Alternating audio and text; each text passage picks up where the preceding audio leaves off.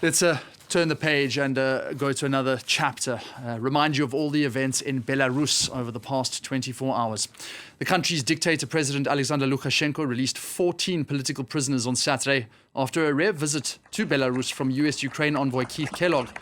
The most prominent of those was dissident Sergei Tikhanovsky, the husband of exiled opposition leader Sviatlana Tsikhanouskaya. The video blogger turned presidential hopeful was arrested back in 2020 before he could run against Lukashenko. Sviatlana then ran in his place, sparking gigantic protests and a brutal crackdown that left hundreds jailed and Belarus diplomatically isolated.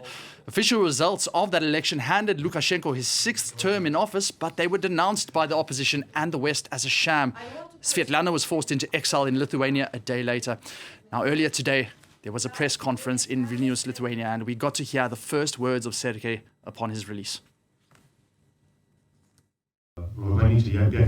I spent more than 5 years alone in solitary confinement all the time, sometimes in a small room, sometimes in one about 18 meters, but alone, completely without information.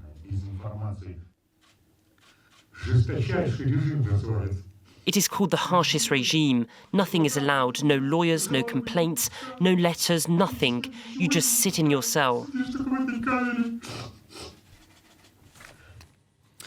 I can now say we have the opportunity to speak directly to Sviatlana Tsikhanouskaya, Belarus's opposition leader in exile, who yesterday embraced her husband Sergei for the first time in 5 years. Sviatlana, thank you so much for taking a moment to speak to us. If you can just describe to us the very moment that you found out that Sergei was going to be released, did it come as a shock? Was there any indication whatsoever that he was going to be freed after 5 years? General Kellogg's humanitarian visit to Minsk had important results. We knew that some political prisoners are going to be released, but I couldn't even expect it that among those who are released will be my husband.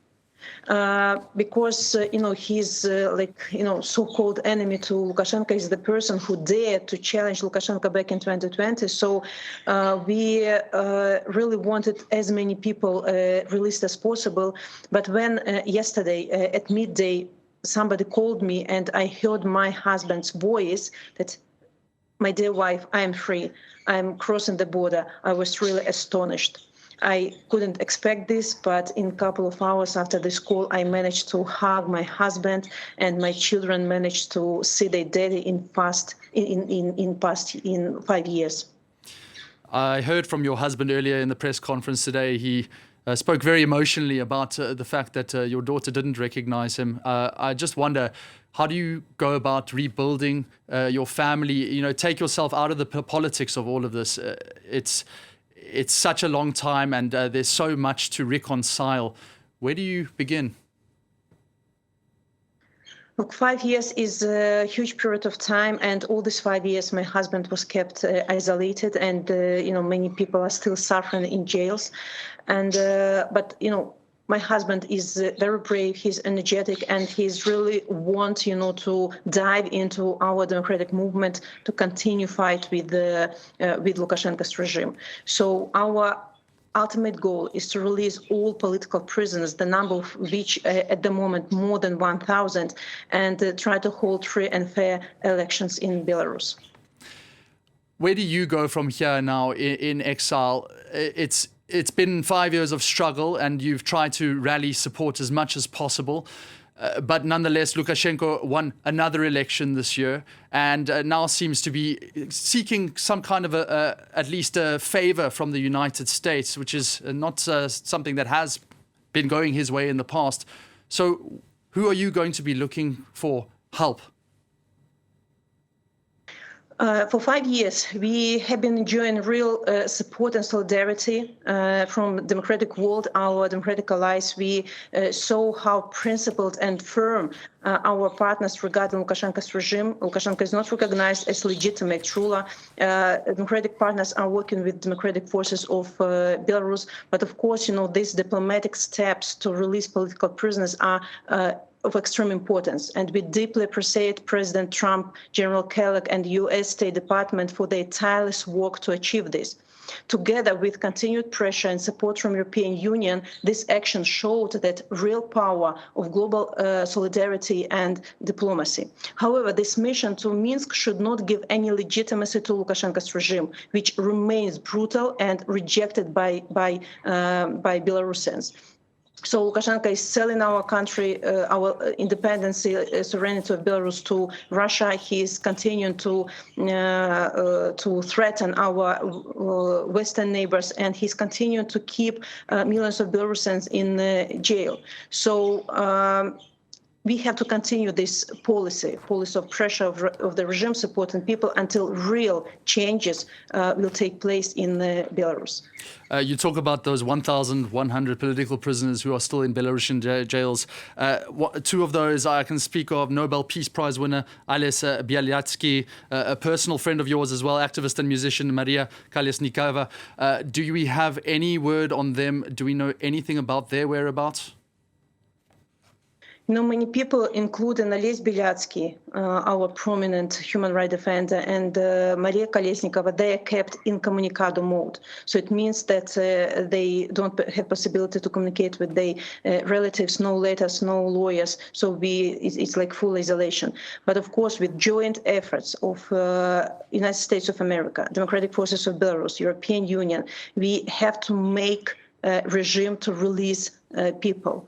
These democratic countries have enough power and leverages to make Lukashenko change his policy and start releasing people. So we're looking forward for the next releases of next groups of people. But again, I want to repeat, no communication with this regime, no legitimizing of this regime until all the repression stopped, political prisoners are released. Only then we can talk through reconciliation process.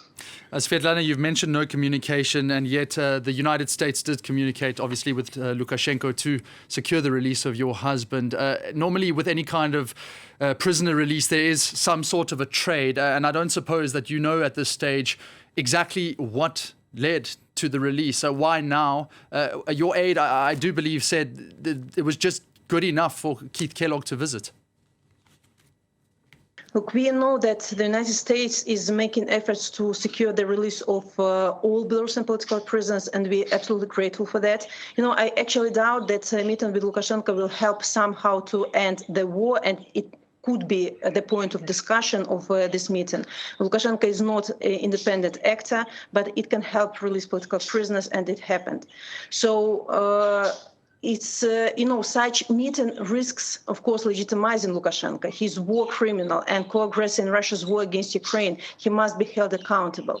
Lukashenko illegally seized power and dragged our country into the war. And, he may hope that international contacts will help him to evade responsibility. But that must not happen. And we trust that our American partners understand this. On the one hand, we welcome any effort to release political prisoners. But on the other, we must maintain firm, consistent policy until real democratic change is achieved. And we must not forget Ukraine. Lifting, for example, sanctions that is under discussion in the regime of Lukashenko now, lifting sanctions now can be seen as a betrayal of Ukraine and all those who fight for freedom in our region. Sviatlana, you're still in Lithuania, and your husband has said that it's going to be a long time until you return to Belarus. Will you still be fighting from outside the country, or do you ever see a time where you may take the fight back into the country, even if Lukashenko is still in power? Look, we don't know when and how the changes will come to Belarus, but what I know for sure that Belarusian people inside the country and outside the country are not giving up. We continue to fight, we continue to strengthen agency of the Democratic Forces of Belarus, and we must be prepared for the window of opportunity. Lukashenko's regime is rather fragile, and of course a lot depends on the results of the negotiation on Ukraine, because the fates of Belarus and Ukraine are intertwined. We are fighting the same enemy, and we are asking our democratic partners at the moment of dialogue. Belarus has not to be overlooked. our democratic partners, strong allies, has to demand withdrawal of Russian troops not only from Ukraine but also from Belarus, and demand policy of non-interference from Putin, non-interference into Belarusian internal issues. And we, as Belarusians, we will manage to use this moment of opportunity and achieve our goals. That are, I want to repeat, release of all political prisoners and free and fair elections.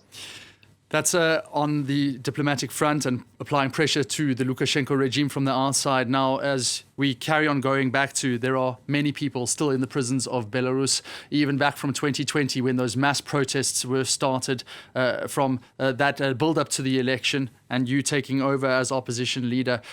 In terms of those people who still have relatives in the prisons, what message do you give to them to keep strong and carry on? I'm asking people not to give up and hold together. I have to say that our democratic movement is as united as never before, and we are not giving up. Just I want to say that we are putting all the efforts together with European Union, the USA, Canada, UK, to release our beloved, our friends, our relatives from prisons, because we have responsibility for all those people. And as my husband told today, that people behind the bars, they rely on Belarusians, they rely on power and strength of democratic world. We believe in this world, and people paying for the values of democracy with their freedom and some with their lives. Let's just finish off by going back to your husband's story, because he spent 5 years in solitary confinement. I believe that he was writing his own poems and reading them to himself to keep himself occupied. Absolutely no news of the outside world. How have you managed to basically brief him as to what's happened just in these last 24 hours? I think it will take time for him to understand what is happening in democratic forces, what is happening in the world actually, but he's ready to learn all this information and contribute as much as he can into our movement. You know, a lot of things are happening, a lot of interconnected things, like the war in Ukraine, now the war in Iran, you know, the pressure of Russia on our republic. We see the process of Russification in Belarus, the process of creeping occupation, and of course, being fully isolated, people, released people cannot fully understand what is happening. But you know, they desire, you know, to help Belarusian democratic forces to contribute. It will bring sooner or later people in our movement, and they will strengthen our people, will inspire even more for the fight. And just on a personal note for you, Sviatlana, when your husband was arrested, you took up the mantle as leader of the opposition. We're 5 years later. Have you felt a sense of going back to a moment where this was all new to you? It must be such a growth process that you can't believe actually who you were when that happened and who you are now. Of course, my life has changed dramatically. I would say for 5 years, I had to learn so many new things, had to learn politics from scratch. But my teachers in politics were the most prominent politicians, like President Macron, like different leaders of all the countries. So I had the best teachers ever. And of course, I'm, different person at the moment, but, deep in the heart, I'm the same Sviatlana Tsikhanouskaya, who is loving people, who trying to take care about all who are surrounding me. And politics, didn't ruin me personally. It just encouraging me, to act more effectively, to learn from the best and continue our fight till our victory. Sviatlana Tsikhanouskaya, thank you so much for speaking to us here on the World Roundup show on France 24, speaking after the release of her husband, Sergei Tikhanovsky, after 5 years in prison under Lukashenko's regime.